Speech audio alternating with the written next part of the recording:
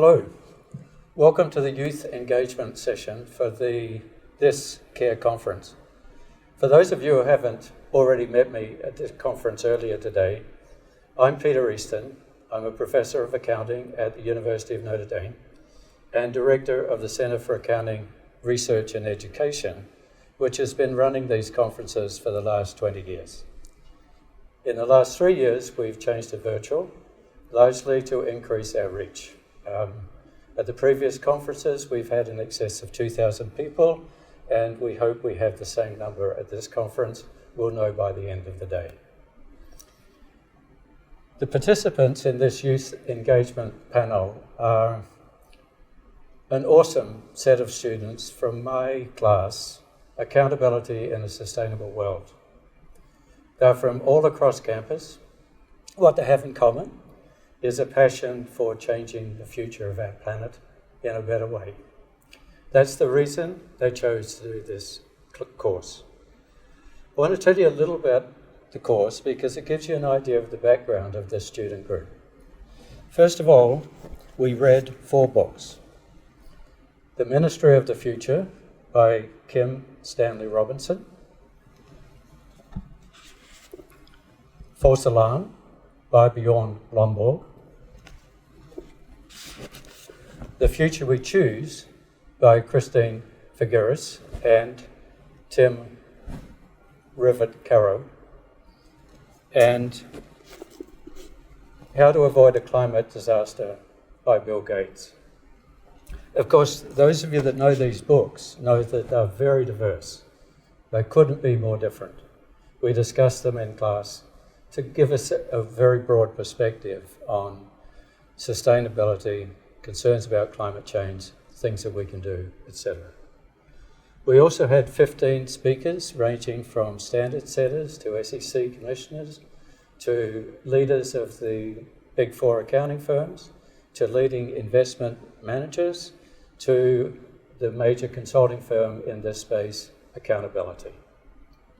We also read 10 research papers and critiqued them.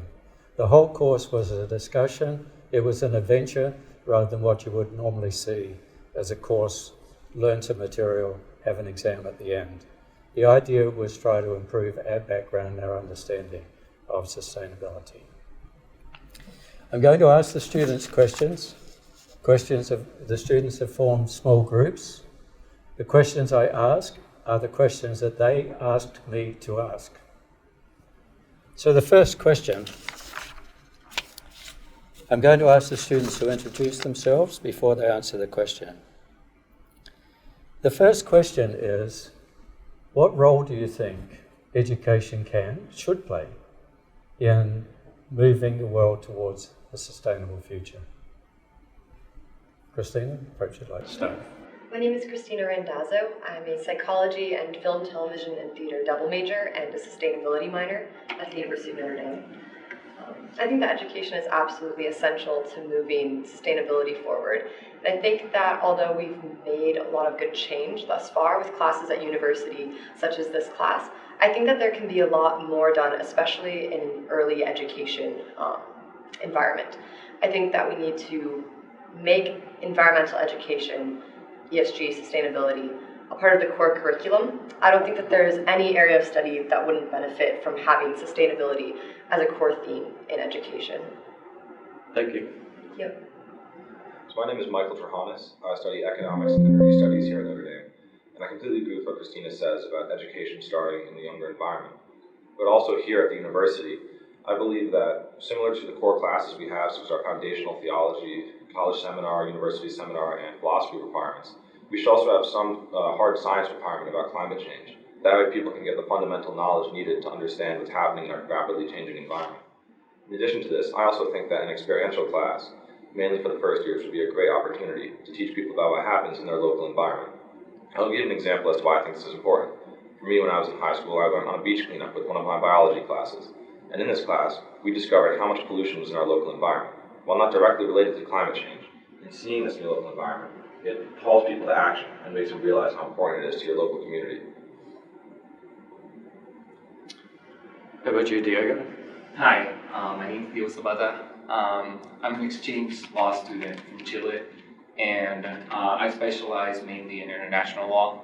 I mostly agree with what Christina said and what Michael was saying, but also like I come from a country where there's a huge education gap, and inequality plays a huge role in what education is finally being implemented in our curriculum.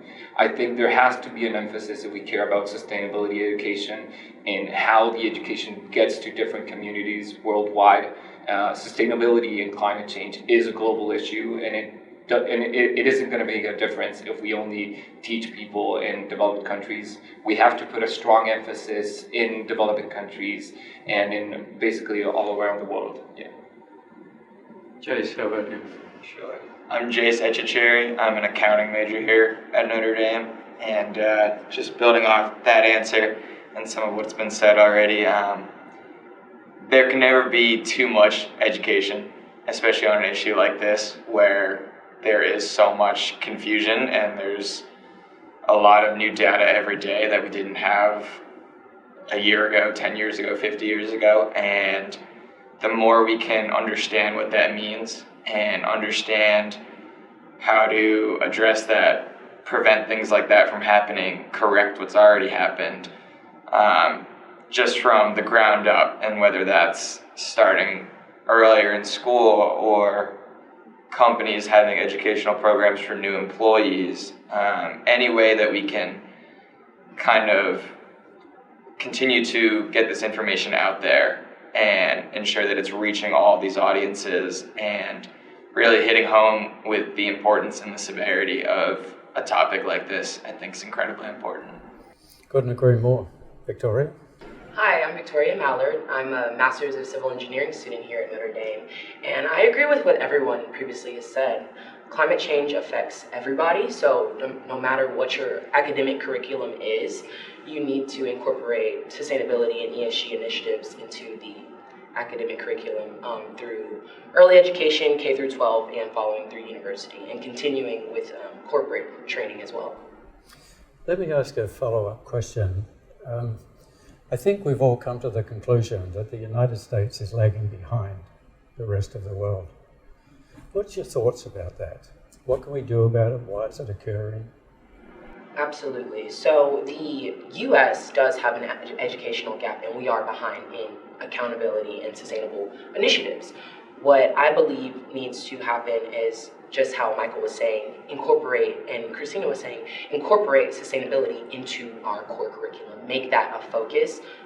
The only way that students are educated in sustainability is if they seek out that information themselves. But with education, how can the youth change global climate change without being aware of the impacts that no matter what you go into a corporate sector, you have either a direct or indirect impact on the environment.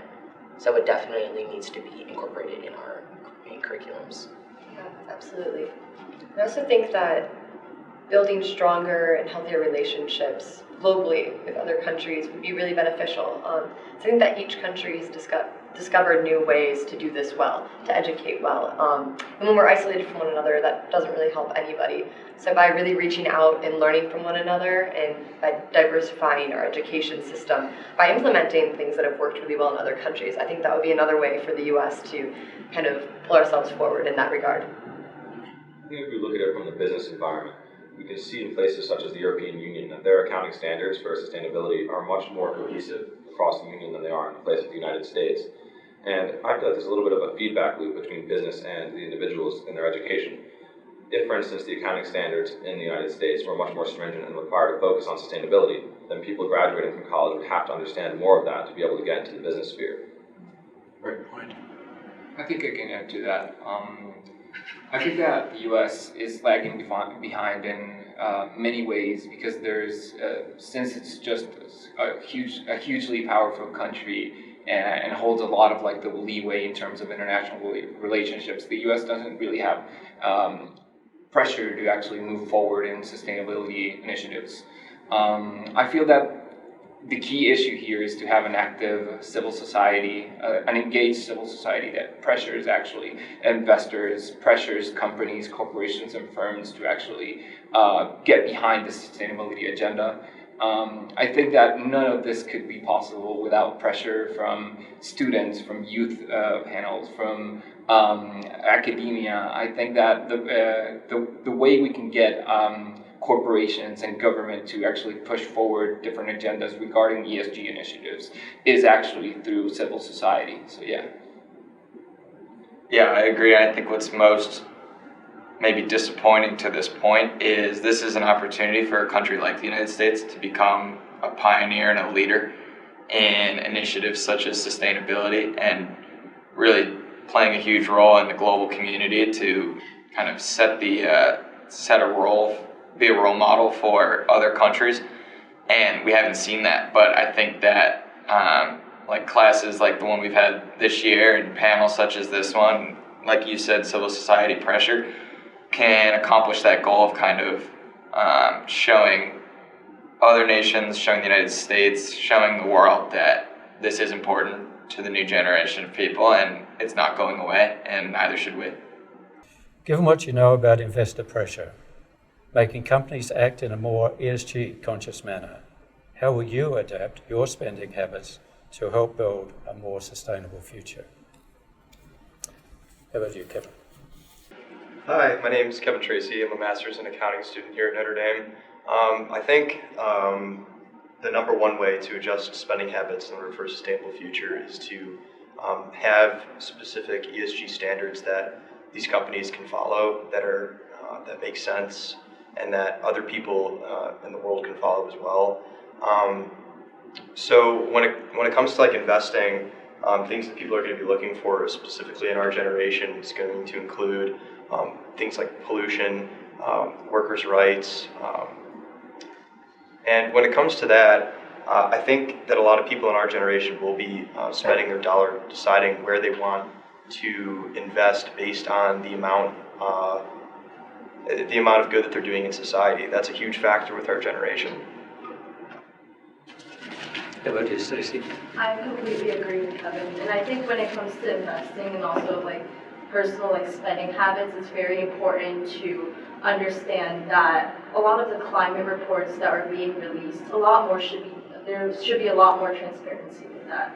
And as long as the public is more educated about issues in sustainability, as well as understanding more about all of these carbon emission reports and all of that, then we will know and be less vulnerable to things like greenwashing, where things aren't as accurate as it may seem that a company puts out. So I think in that sense, we should be more educated, and the companies there should be more transparent about what they are doing in regards to sustainability. Please introduce yourself because... Oh, yes. And my name is Stacey, and I am a senior majoring in accounting and applied math. Thoughts, Henry? Sure, yeah. Hi, I'm Henry Gladson. I'm a Master's of Accounting student here at Notre Dame. I think one of the big things that we talked about and touched on in class, and especially after reading our book, is that small changes and little changes in mindset can make a big difference. And we can do that every day with our spending habits. We can get the reusable cups, so we're not wasting plastic or cardboard or anything. And we could also make like bigger changes, because when we start to make our money invest in socially responsible companies, we can kind of drive that change, and people our age are going to continue to drive that change as we start to make money and get older and make an impact in society. Laura? Yes. I'm Nora Welton, and I'm a senior studying accounting here at Notre Dame. And building off of Henry's point, I think it's very important to note that the little things do matter, and that starting with little changes can lead to bigger changes in the future. Because in the book we read, False Alarm by Lomborg, he tried to argue the point that individuals making small changes to their lifestyles won't have a big impact in the future. But I do disagree with this point, because I think if you don't start somewhere, you're never going to get to where you want to be. So I think that even now in the winter, like an important step to take is like you don't need a new winter coat every year. You don't need to buy new gear every year. You can use the ones that you have from previous years to be more sustainable. And so I think just by looking at your daily life and starting to make the little changes, we can be on the right track for the future. Good answer. Olivia? Hi, I'm Olivia Bay. I'm a biological sciences major and sustainability minor here at the university. And I completely agree with all of the points that have been made. I think that it is extremely important to be willing to change your own personal lifestyle for the greater good. And I think that kind of tying the idea of ESG reporting and getting a really good reporting system for companies created into the idea of own personal spending habits, I think that as companies develop ESG reporting systems, they will be able to inform the public about their mission as companies, and then people like me can adjust our individual spending habits and spend money supporting companies and supporting goods that are sustainable. So I do believe that as investors are putting more pressure onto these companies, that we can also be putting pressure onto these companies as individual spenders, because we can start putting our own money into companies that have really high ESG standards and really good ESG reporting systems. The question did focus on spending. I know many of you are concerned about employment opportunities. Some of you already have jobs, and so you're already committed. But I wonder the extent to which you feel that you can influence the future by the jobs that you choose, now or in the future. Maybe Olivia. So I'm a biological sciences major. I'm probably going to go into the medical field. But I think I've learned a lot about this class, through this class, about sustainability and sustainable practices.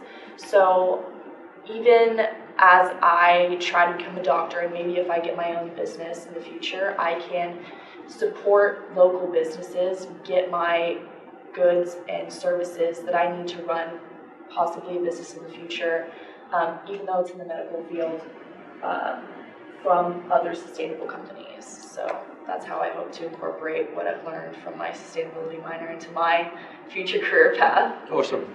Stacey? I'm actually an accounting major and going into the accounting industry as an auditor. So this class has definitely had like huge parallels to what I'm doing for full time.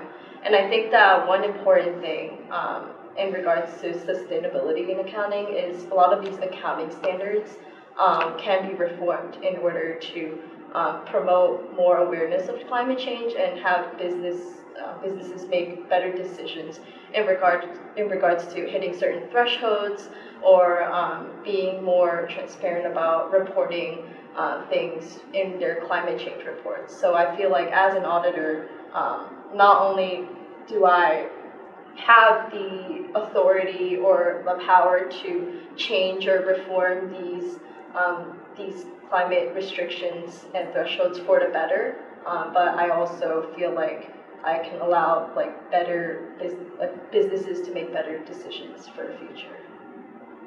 Henry, you're also going into an accounting firm, right? Yes, sir. Yeah, I'm starting next year at Deloitte as an auditor, and I'm very excited to get involved with all of their sustainability initiatives. I know there's a lot that I can get involved in right away on the job, and I'm excited that I have this class background to kind of provide the base for that knowledge that I have about sustainability, so I can kind of just help out on setting the normals for how we account for things. I mean, everything is changing right now. We don't know exactly what standards are going to be set and how, like, what the norm is going to be for how we gather data and how we disclose things in the future. And I'm excited to kind of have a voice in that, as little as it is at early, but hopefully kind of help to drive change so we can make the changes we want to see. Additional thoughts, Kevin? Yeah, sure. So as far as accounting goes, I'm an accounting major, right? So it requires impeccable and tremendous integrity. Like you have to have integrity, you have to be honest with what you're reporting and honest with what the company's being put out. So with that, I think that a lot of accounting with ESG just has to do with building off of itself. So there's already new tax law that's coming out. There's already new standards that come out. Accounting is not set in stone. It's not like science, in which it's more or less what we learn is going to be the same if it's like a fundamental truth in science. So accounting is a man-made thing, right? So over time, we're just building off more and more and more on itself and improving it, right? Improving the standards. So the same thing goes with ESG. So as far as me and my impact on ESG in my field, I think whatever the job is going to require, whether that's the ESG or what the standards are, I'm going to do that. I'm going to do that to the best of my ability. I think that's great. The three of you will change the profession, I think. Nora. Yeah, so I'm also going to be going into auditing next year, and I'll be starting full-time with KPMG. And I interned with them this past summer, and what was interesting is that they had all the interns work on an ESG-related project throughout the entire summer. And so it was really cool to interact with people from other offices and kind of bounce ideas off each other. And honestly, it was like our first introduction to the ESG and accounting aspect of it. And so I thought it was really great that KPMG is taking that step to integrate it into their normal practices. And so I'm excited to start full-time and to build off of the knowledge that I've learned in this class to contribute at KPMG.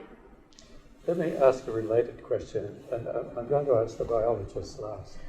To what extent do you think accounting and the accounting firms should be at the heart of sustainable change for the better in terms of sustainability? Kevin.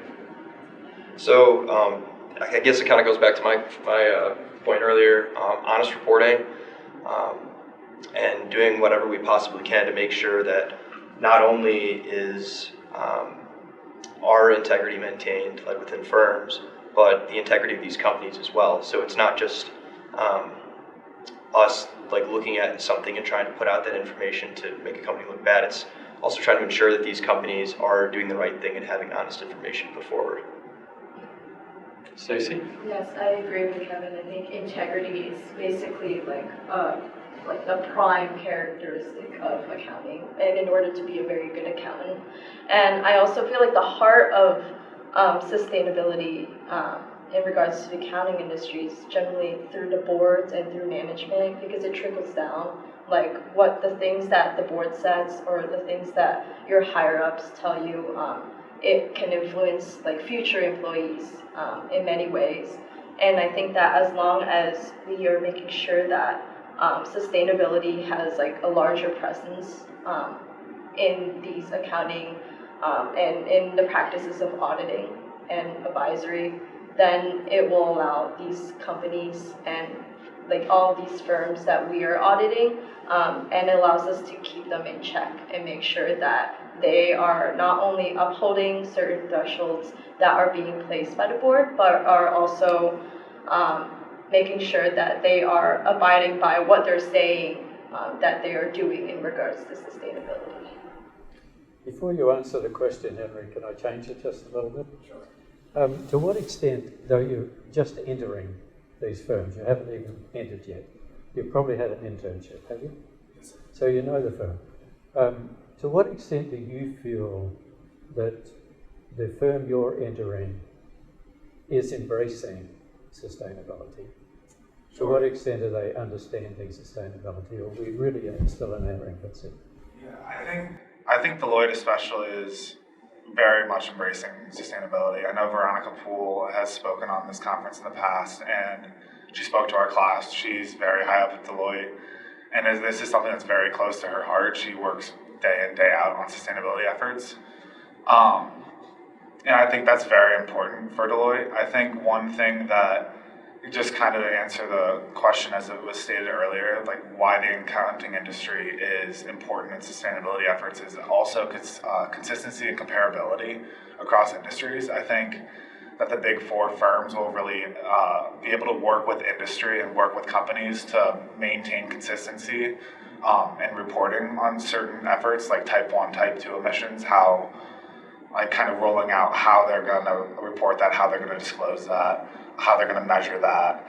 I think the big four firms are really going to be important in just maintaining that comparability across industries so investors can make the decisions on who's doing better, who's doing worse. Great to hear. Nora?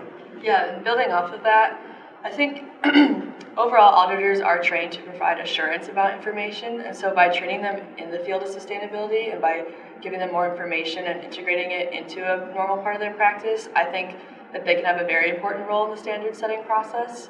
And to answer the second question that you asked, at KPMG, I think they're taking very important steps. For example, when I interned there, they had a community impact day where everyone took the day off of work to go make an impact in the community and clean it up and help promote sustainable efforts. And so I think a lot of the big four firms are taking steps in the right direction, but again, it's going to take that over the next few years for them to continue that into the future. Olivia, you've been in a class where the emphasis has been somewhat on accounting and finance, and it's not your major. No. But sort of as an outsider, insider now, what are your thoughts on the role of accounting? I think like everyone mentioned, it is the role of accountants to hold companies accountable for their actions, and so I do think that like seeing the shift that this class has kind of enlightened me about of accountants holding companies accountable for ESG standards now. I think that it's really important. It's really awesome. I worked over the summer with kind of a smaller consulting company, and I've actually still been working on a project where they're trying to implement ESG standards into their company framework. And so I do think that for that company the company I'm working with to continue on with their kind of ESG mission, it is important that they are held accountable for what they're trying to put forward into the world and the message they're trying to send and support. And so I do think that the role of accountants is really important in that journey. And yeah, it makes me really excited. Thank you. But I'll ask you one more question, then I'll let you go. I'm curious to get a sense at the end of this class, not necessarily influenced by this class, but to what extent do you feel optimistic or pessimistic about the future? That's my question to you. You did not ask me to ask that question. Stacey? Well, I think there are many aspects in this world that we need to change and fix. And we see on the news has been unfortunately been more negative because people tend to, report more on negative things and dwell on them more than the positive things. But if we look at the climate change aspect, there's a lot of things that we're doing to help this world and create a better future for future generations that we have. A lot of these sustainability initiatives, even in firms and outside of the finance and accounting world as well, more recycling and more, technology that helps with a lot of these sustainability initiatives. I think overall, even though there might be, a spiral towards, climate change being more of a relevant situation as we're seeing more of the effects affect our communities today, I think at the same time humans are becoming more aware and doing more to help mitigate that change. Kevin, you're nodding your head. Yeah. So I feel definitely very optimistic about the future. Before going into the class, I felt pretty pessimistic, but myself, I'm a conservative. I think that a lot of the gap between how people understand the environment and ESG standards is definitely beginning to close, and it's definitely beginning to be a lot more cohesive and a lot more of a unifying issue with people in the youth. And I think as long as people keep getting more educated and they keep understanding that this isn't just a complete ultimate negative towards business, it's not going to destroy industry, it's not going to destroy the economy. There's a lot of benefit to ESG reporting, a lot of benefit to companies putting out these standards, and a lot of income that can potentially be retained, and it can open up whole new doors, whole new industries. So for me, I see a huge benefit and a huge positive in the future, and as long as people on the left and the right both get their messaging right and people are able to be civil, I think there's a huge opportunity for this. Livy, what do you think? I'm also very optimistic about the future, and I think that So we read False Alarm by Lomborg, and one of his points was that we're having a false alarm about climate change because humans have the ability to adapt. And while I don't agree with the fact that there is a false alarm about climate change, I do agree with the point that humans are very adaptable.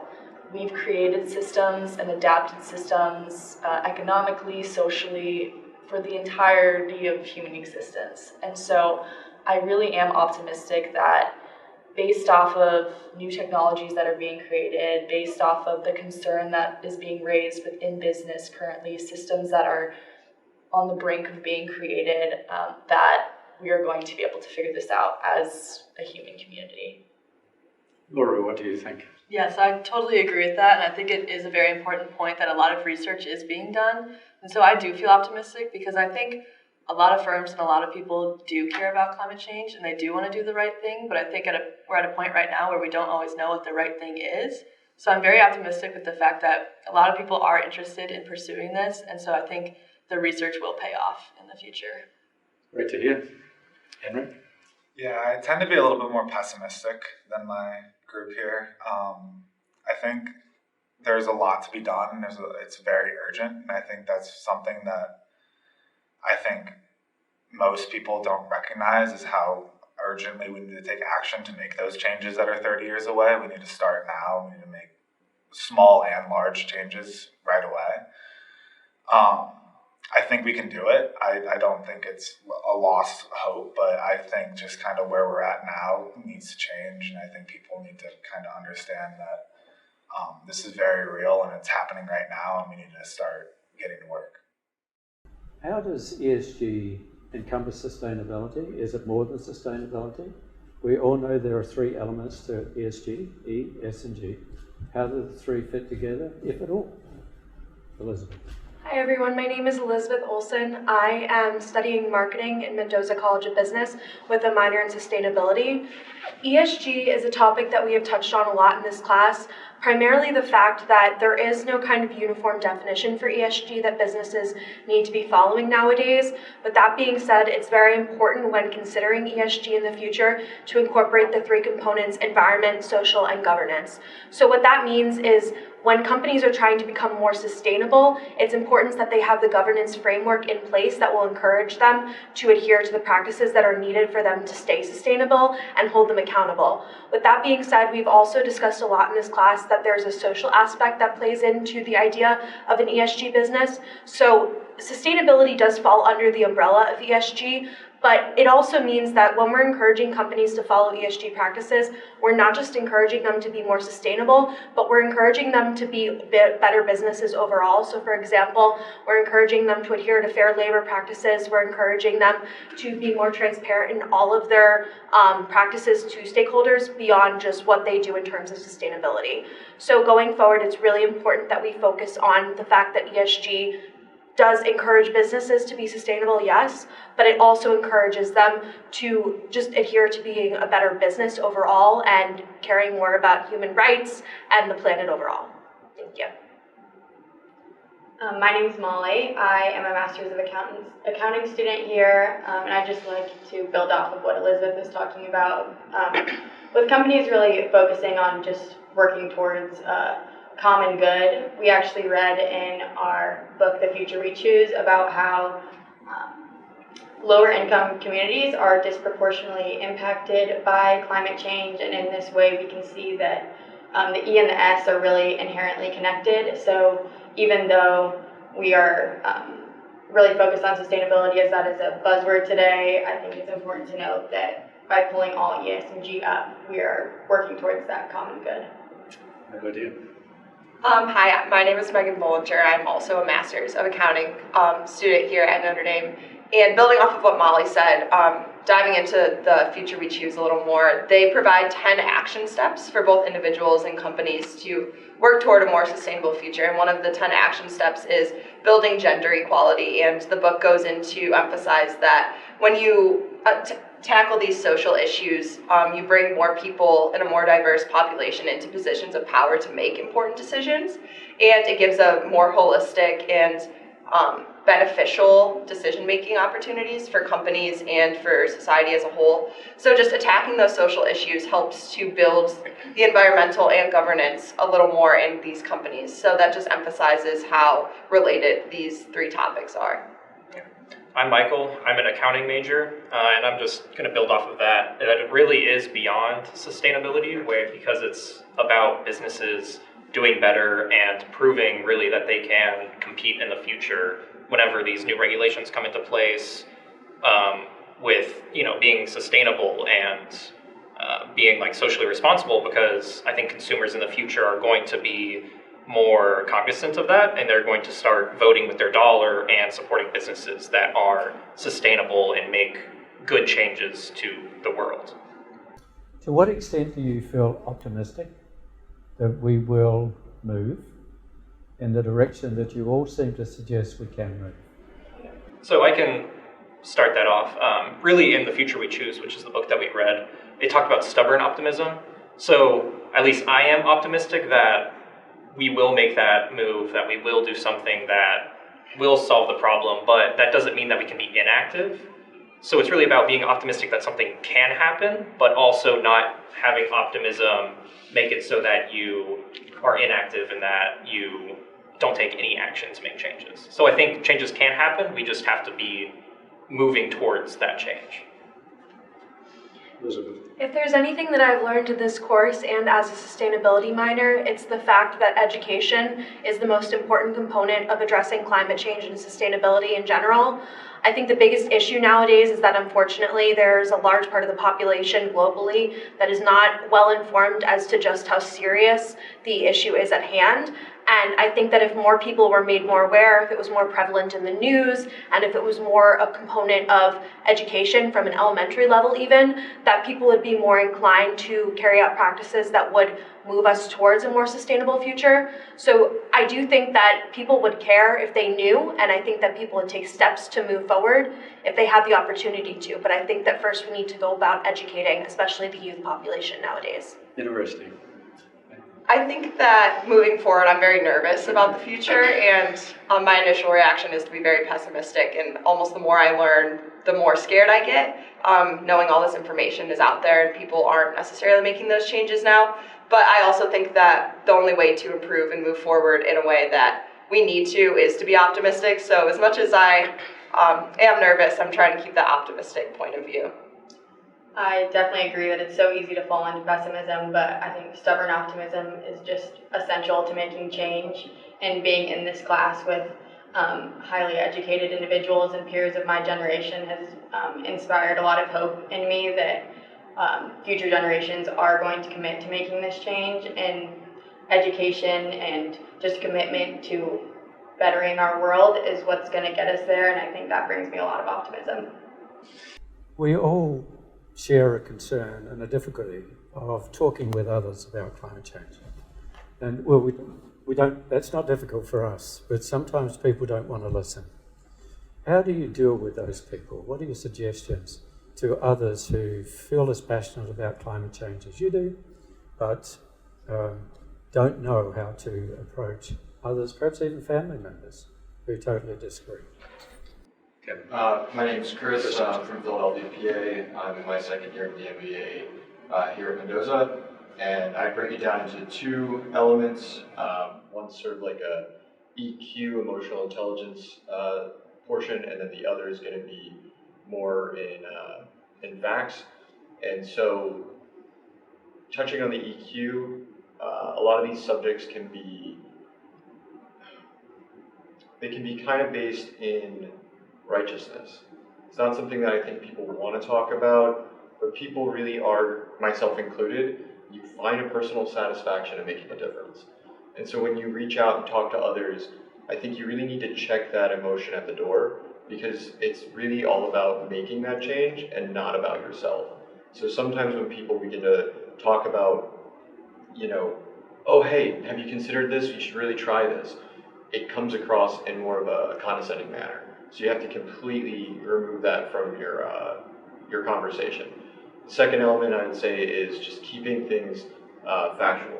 So media recently has definitely hyped up a lot of the problems, related to climate change. However, they don't offer solutions. And so what I think you can do to help convince folks is just keep it basic. Sea levels rise, carbon emissions, just really simple facts. So that way people can kind of like come to their own conclusions from there. Great suggestions. Elena, I saw you nodding. Yeah, I think in my personal experience, I think a fear factor in explaining some of those facts could also be beneficial in not just a blanket statement like the world is ending, but in a way like expressing the facts of sea levels are rising and this is the effect it's having on the world. As the last group mentioned, it's having a disproportionate effect on poorer populations. As we see, like less access to water and things like that make it so much difficult for the quality of life to improve. And so providing those facts in a way that shows it's really harmful to people, I think skeptics are the ones that are privileged to have that thought and aren't necessarily feeling the effects of it just yet, but we need to make them aware that other people are. I neglected to ask you to introduce yourself. Oh yes, sorry. My name is Milena Fava-Pastila. I'm a sociology major. Rachel. So my name is Rachel Rebke. I am a Master's of Accounting student at Mendoza, and I personally have several people close to me who I'd consider skeptics, and what I find to work best when talking to them about this kind of these issues is, first of all, to come from a place of humility.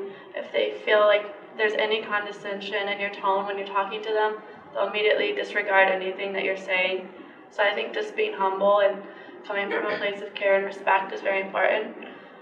Leaving politics out of it completely, I think, is very important too, because this is such a politically divisive issue, especially in America, that it can also turn someone off from what you're saying if you say something that comes from a political place that they disagree with. I would also recommend, if you are going to approach a skeptic, to come forward with facts and figures. So maybe come with graphs or data points that are difficult to dispute, like the change in global temperature over time or sea levels, just to kind of add emphasis to the difficulty of climate change and the impact that it has. Xiao Tao. Hi, my name is Xiao Tao and I'm from China. I'm currently a MSc student in Mendoza as well. So I think one of the most important reasons that some people might be skeptical or not believe in this climate change thing is because they may not be able to really see it happen around them. But as an international student and I'm from China, so I would say the climate change thing is more severe in my hometown than maybe in the place that I study.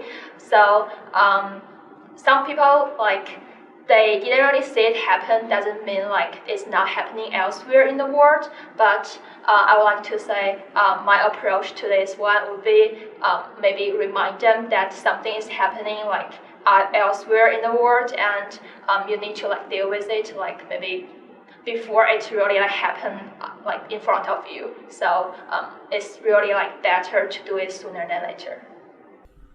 Okay, so we're turning to a second group of students. Again, I'm asking the students the questions that they asked me to ask.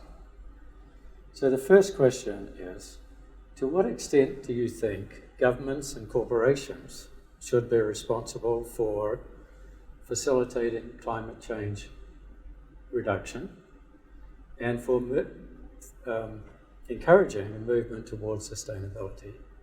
Or should it be we as individuals, or a combination of both? Maybe you first, Alex. Yeah, I can take this question. So my name is Alex Underwood, and I'm a Master of Global Affairs student. And I would say that in my global affairs classes at Notre Dame, most of the focus has been on actions that governments and firms can take, which is understandable because the changes we need to make are so monumental that it's hard to imagine individuals making the necessary difference. But I think it's important to not lose sight of the fact that governments and firms are composed of individuals.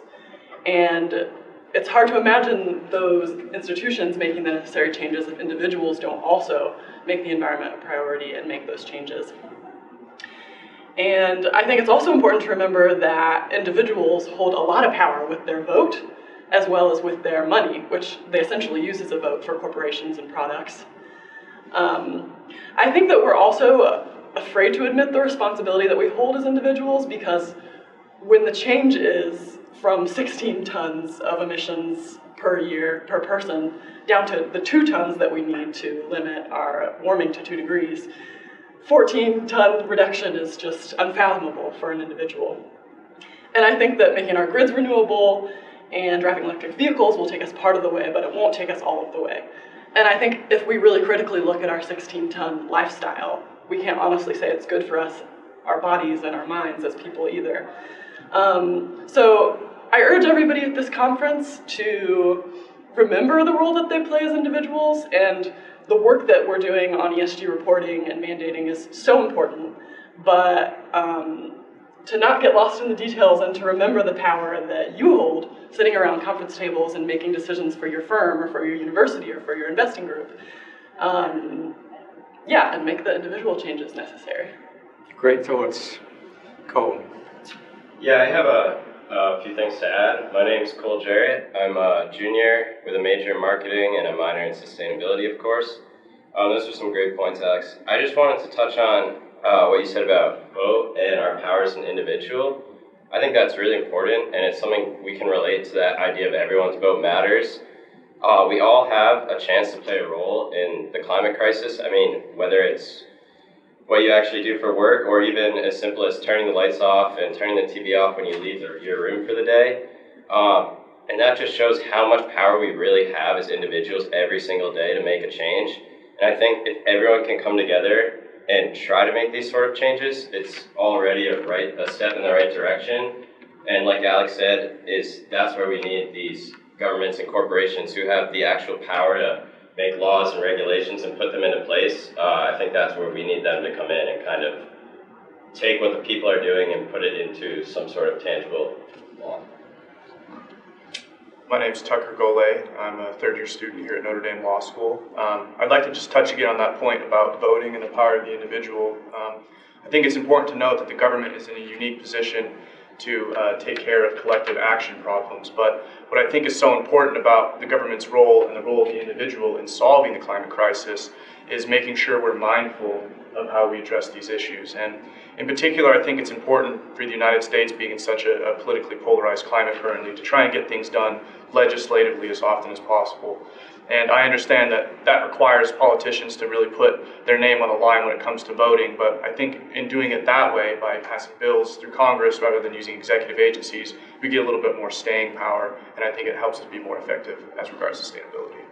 Great ideas. Jerry? Yeah, I mean, for simplicity, my name's Eric Huberty. I'm a finance major, a junior here, and for simplicity's sake, I think everything comes down to an individual from both firms and governments. And the way I see it is, for firms to make a change for more sustainability-focused kind of actions, it comes down to whether it's a financial incentive or it's the individual desire of almost the C-suite.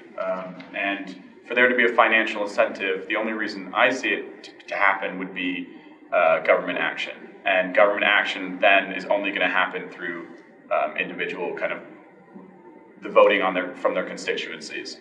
So whether it comes down to that individual desire from the C-suite at the firm level or the individual voting power for the governments, I think it all kind of relates back to the individuals, and that's what I hope really is kind of either this class or this next generation can use their power in like everyone else has said, it's using your power. And while it may not seem like it's a lot, I mean, even a group, one person can convince the next person, which can convince the next person, and that's really all we need for change. I'm sure you have some thoughts, Barry. Yes, I do. Thank you. My name is Mohammed Fari. I'm a Master's of Global Affairs student, focusing on sustainable development. And I agree with all that my colleagues have said, but just looking at the 8 billion number, and I see it very difficult to change behavior of each and every one of that person, especially when you think of the fact that some of those people need to increase their consumption. some of the people living in the poorest of the countries need to increase their protein diets. So how can we expect that we would be able to change the behaviors of everyone? But I do agree with the fact that responsibility lies entirely with the individuals in corporations and governments. And I say this because it's very easy to put the responsibility on the consumer or the individuals. For instance, recently in the last smog that Pakistan had, the conditions in Lahore were unlivable. And one of the administrators of the city came out and said that people should be going to work on bicycles. And that's just one funny way of saying that we won't do our job in handing out permits for those who can pollute. We won't do our job in cutting down the factories. We won't do our job in putting taxes or fining those who are polluting. And all the responsibility is on the person. So I see that there's a trend to do that. And we see this in every other case as well, right? Let's put the label of how many calories there are in food and let the people decide, and so on and so forth. So I think there needs to be a greater accountability of those who are actually in power to make bigger decisions that can affect everyone instead of small individual decisions. The message I've heard from this group is it's young people, it's enthusiasm I can hear from these people.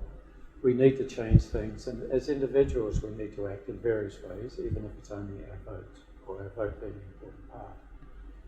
You're the younger generation. There's one behind you, of course, that you can influence. But there's a concern, isn't there, about changing the mindset of the people in power, who are much older than you are, my age. What can be done about that? What are your concerns? Aidan? Yeah, I think it's definitely a really interesting question. My name is Aidan Marr. I'm a senior finance major here at Notre Dame. And I think it definitely is, the big problem that we need to address. You have this generational gap where, much of the new, activism and research surrounding the climate, has been within our lifetimes, has been, within the last 30 to 40 to 50 years. So you have older generations who maybe just aren't used to, the same, urgency and kind of, sense of action that, that we need to have. And to me, the thing that really kind of stands out is just, almost applying pressure. We read in one of our books about how it takes a very small percentage of the population, to start a real movement, and to really take action. And I think, as a younger generation, it is, it is almost our role to apply that pressure to the older generation, because from what I've seen, I think that it's really through pressure that they'll respond. If we can show that this is something that we're passionate about, that this is something we care about, to both political leaders, to business leaders, to, social figures in the older generation, I think that they'll use, the positions of power and the leadership positions that they have and we don't yet have, to then, understand, where we're coming from, understand that this is something that we care about, and then, take action from there. So I think through, the channels that we have, being able to apply that pressure, being able to,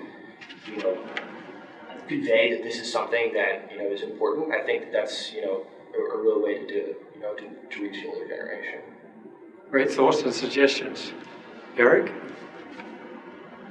Quentin, I beg your pardon. No worries.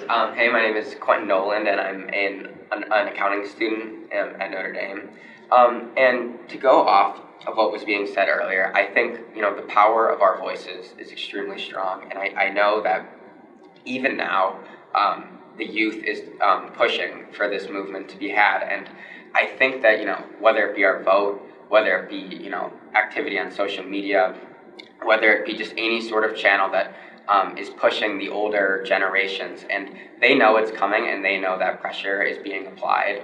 And I think as we start growing up and as the youth starts, starting to be holding these positions and our voices are not heard only in the streets and only on social media, I think once we get in that, the legislative process, and I think that's going to be really strong as, we get older, and we're going to begin to be members of that process and be part of the be part of the lawmaking process. And I think, once we're there and our voices are heard there as well, I think it's going to be a really powerful movement.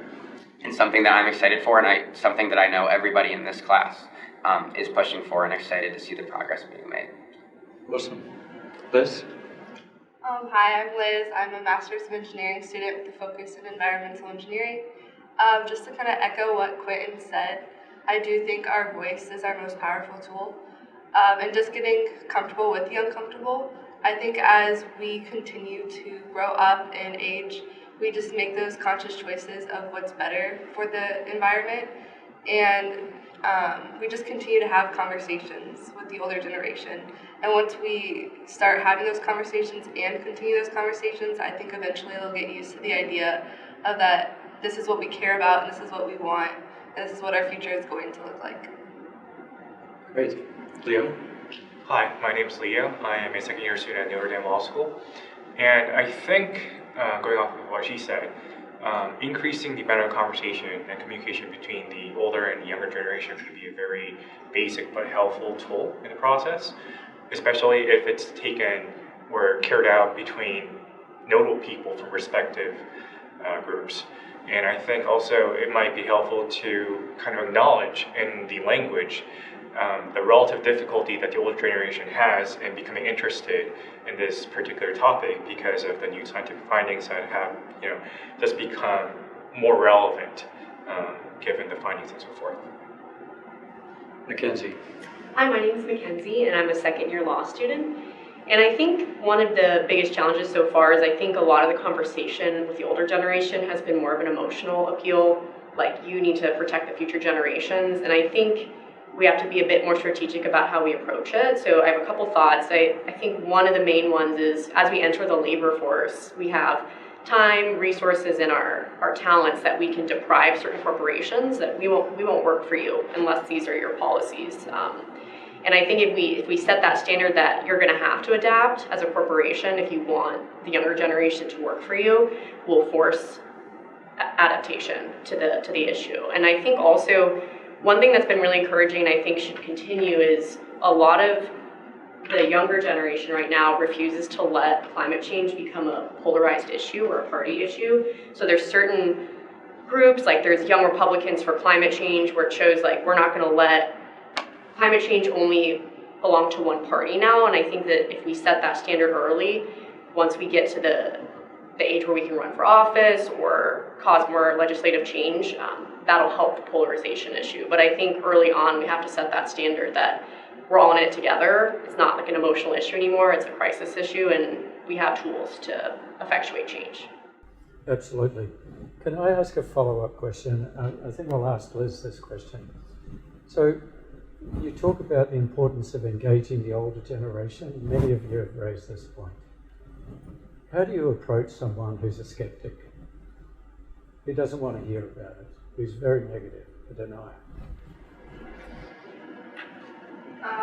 I think the best thing to do is still have a conversation no matter how hard it is, even if they're negative, if they're not hearing you, just listening to their point of views and acknowledging that you hear them and then proposing your own ideas. And then hopefully eventually they'll come around to be less skeptical and more open to hearing your ideas and being able to kind of think through them a little bit more. But I just think that they're used to a way of life. And once you kind of approach it in a way that you think that there's possibilities of adapting to different ways, they become more used to it. Any other thoughts on this question? Hayden. Yeah, I think, in terms of approaching that type of situation, having a dialogue where you're not trying to force ideas onto someone. You're not saying, this is why I'm right, this is why you're wrong. It's saying, here's what I think, then have the other person lay out their argument, and then have a positive discussion about, bits and pieces of each of the arguments that, you think have merit, you think, and so don't necessarily discredit them off the bat. And I think because, as we've seen kind of, in our country and around the world in the last few years, people react very strongly to being forced to do things. And if you try and, I think, force your opinion on someone, you're going to get a lot more backlash than you would trying to have, a positive discussion where you recognize, even if you don't believe in it, you recognize that they have an opinion, and you work to try and either find a middle ground or to try and explain yourself as to why this is something that is maybe slightly more important. So I think just having that kind of positive discussion, where it's not necessarily someone trying to impose themselves on another, I think that there would be a lot more positive feedback from those types of discussions. You sound as if you've had some personal experience in this. Leo, would you like to follow up? Yeah, I think that really goes a long way, and I think kind of explicitly reframing the discussion as not, someone teaching another person something, but rather an opportunity to learn together may be a very helpful thing to do. And I think if you take a step back and look at this whole process, this is really an opportunity to learn together, and I think that is what we should do. And take a look at the assumptions that we are making, that they're making, and so forth, and assess them together and try to come up with the best solutions as fast as possible. Thank you.